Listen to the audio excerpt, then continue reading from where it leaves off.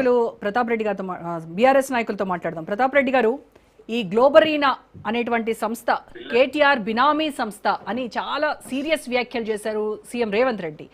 అయితే ఇటు కేటీఆర్ మాత్రం దాన్ని తీవ్రంగా ఖండిస్తున్నారు. మీరు కావాలంటే నాది కాదు అని నిరూపించడానికి మీరు సిట్ వేస్తారా, సిఐడి వేస్తారా, ఏ విచారణకైనా నేను సిద్ధమని ఆయన సవాల్ విసురుతూ ఉన్నారు. అయితే మరి గతంలో బీఆర్ఎస్ ప్రభుత్వ హయాంలో ఆ సంస్థ సంబంధించినటువంటి టెండర్ నిబంధనలను సడలించి మరీ రాష్ట్రానికి ఆహ్వానించిందే బీఆర్ఎస్ పార్టీ అనేటువంటి ఒక విమర్శ, ఒక ఆరోపణ మీ పైన ఉంది. అలాగే నీట్ పేపర్ లీకేజ్ కారణమైనటువంటి బాధ్యత వహించి ధర్మేంద్ర ప్రధాన్ రాజీనామా చేయాలి అని ఢిల్లీలో విద్యార్థులు, అలాగే సిజేపీ దానికి సంబంధించినటువంటి విద్యార్థి సంఘాలన్నీ కూడా పెద్ద ఎత్తున ప్రొటెస్టులు చేస్తూ ఉన్నాయి. ఇటు విపక్షాలు కాంగ్రెస్, ఇండియా కూటమి వీళ్ళందరూ కూడా మొత్తము డిమాండ్ చేస్తూ ఉన్నారు రాజీనామాకి. ఎందుకు మరి బీఆర్ఎస్ ధర్మేంద్ర ప్రధాన్ రాజీనామాకు డిమాండ్ చేయట్లేదు అనేది కూడా రేవంత్ రెడ్డి అడిగారు. ఏం చెప్తారు మీరు?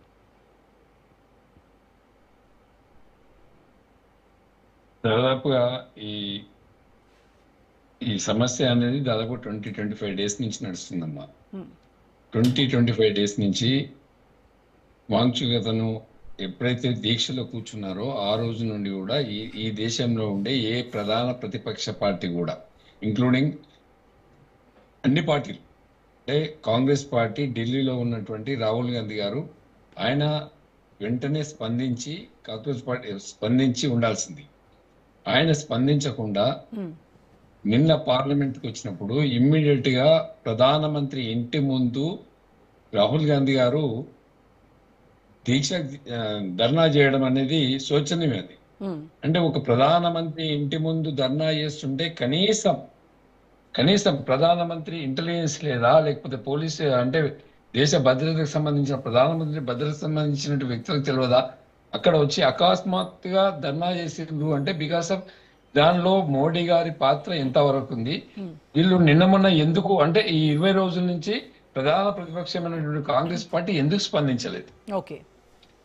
దాన్ని ఫస్ట్ మనం ఆలోచించాలి. అంటే ఒక రోజు కాదు, 2 రోజులు, 20 డేస్ నుంచి ఆయన దీక్షలో ఉన్నారు. కొన్ని వేల మంది విద్యార్థులు కానీ, అన్ఎంప్లాయీస్ కానీ వీళ్ళంతా రోడ్డు మీదకి వచ్చి ధర్నా చేస్తుంటే నరేంద్ర మోడీ పట్టించుకోలేదు, ప్రధాన ప్రతిపక్షమైనటువంటి రాహుల్ గాంధీ గారు కూడా పట్టించుకోలేదు. అంటే దేశంలో వాళ్ళిద్దరే కాదు, దేశంలో ఉండే ఏ ప్రతిపక్ష పార్టీ కూడా పట్టించుకోలేదు.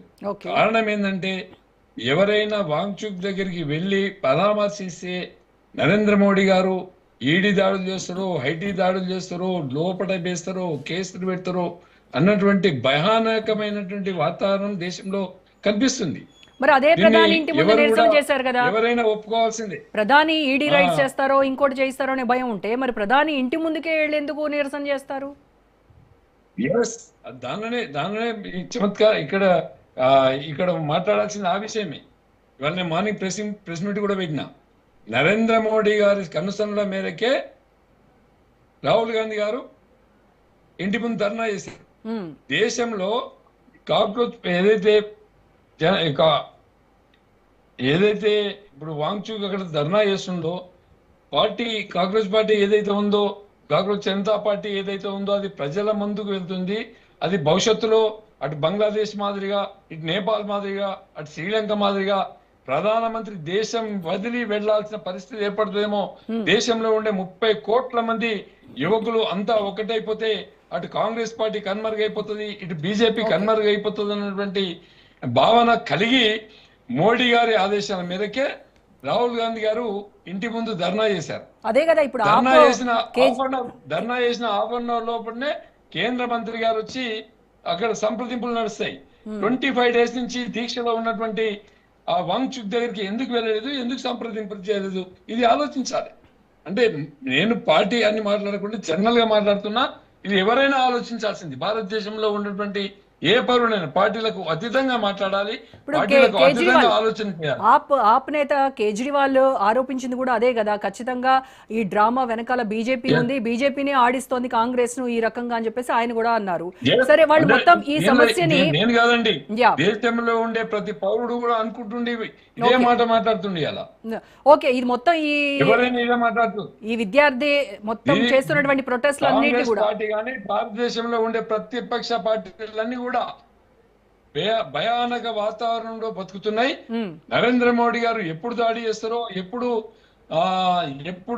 ఈడీ దాడులు చేస్తాడో, ఎప్పుడు ఐటీ దాడులు చేస్తాడో, ఎప్పుడు జిఎస్టీ వచ్చి మీద పడుతుందో, ఈ దేశంలో ఒక భయానకమైనటువంటి వాతావరణం ఉంది. ఓకే, దానికి కారణం ఏంటంటే నరేంద్ర మోడీ గారు దాడులు. ఓకే, రైట్ అండి. మనం ఓపెన్ మళ్ళీ ఎస్ ఢిల్లీ నుంచి రోజు నుండి ఈ దాడులు ప్రతాప్ రెడ్డి గారు ఢిల్లీ నుంచి మనం ఒకసారి మన హైదరాబాద్కి వద్దాం. ఎస్, గ్లోబరీనా సంస్థ గురించి రేవంత్ రెడ్డి చేస్తున్నటువంటి ఆరోపణలకు కేటీఆర్ దే బినామీ సంస్థ గ్లోబరీనా, అది మళ్ళీ పేరు మార్చుకొని ఇప్పుడు ఇంకొక ఎంటెక్ ఏదో ఉంది దాన్ని, సో ఆ రకమైనటువంటి పేరు మార్చుకొని రూపాంతరం చెంది వచ్చింది.